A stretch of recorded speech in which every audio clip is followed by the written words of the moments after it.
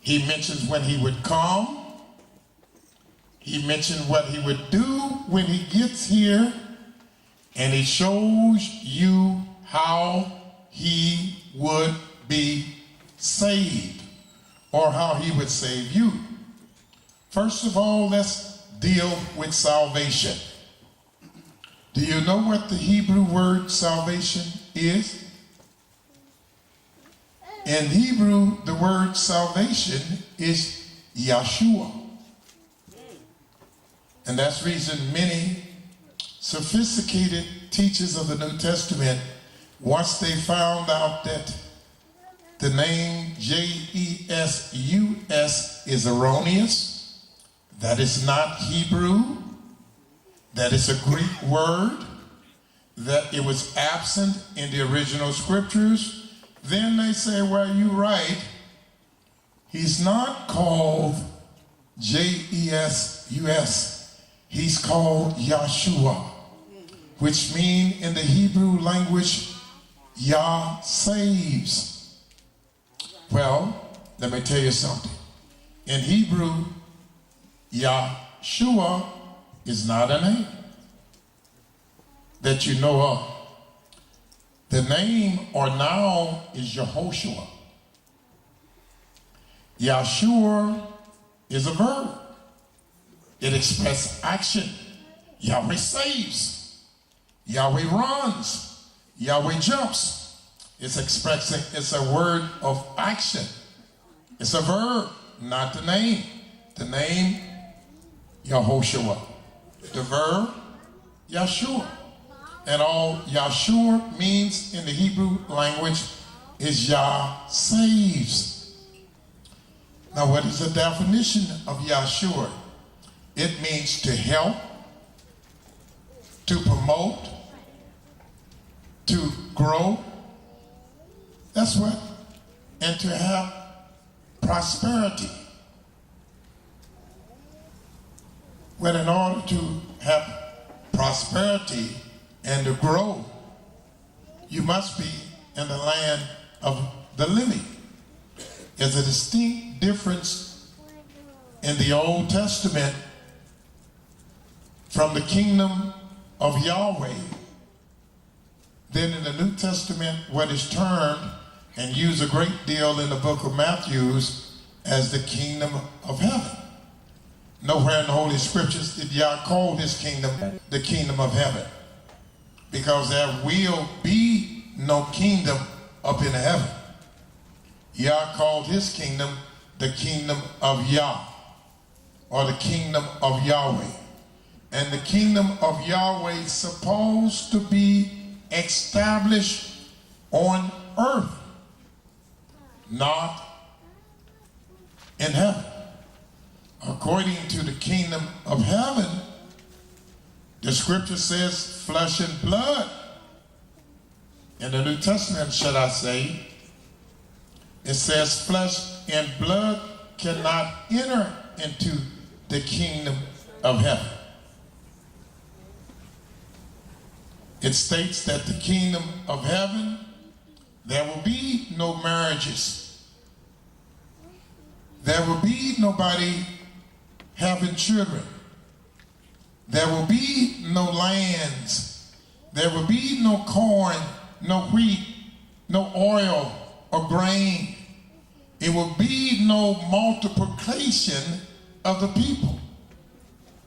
But not so with Yahweh's Messiah and in Yahweh's kingdom. That's first.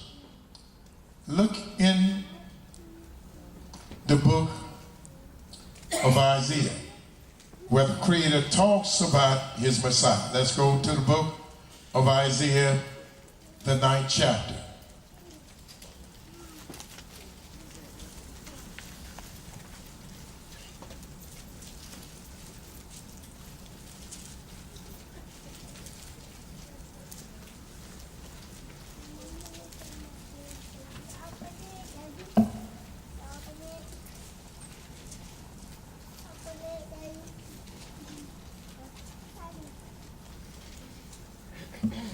start reading at verse 6 and 7. Isaiah chapter 9, verse 6. For unto us a child is born. Now who is us? Us is Israel. Unto us a child is born. Unto us a son is given. Unto us a son is given.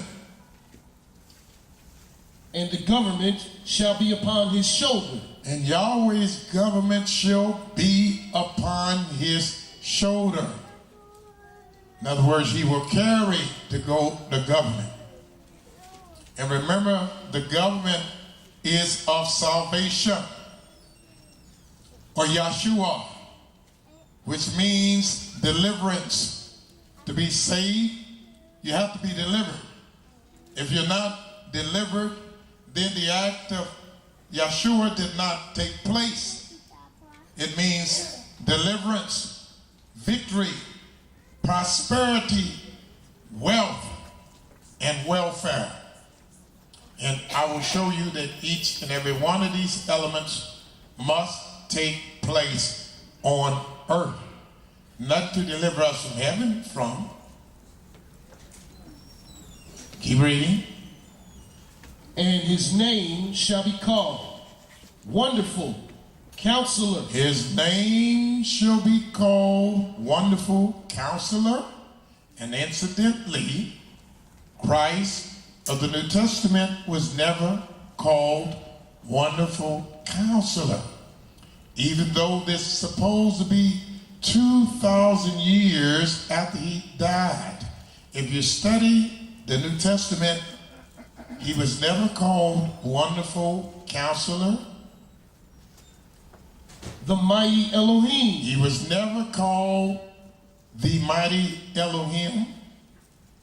The Everlasting Father. Nor was he ever called the Father, period.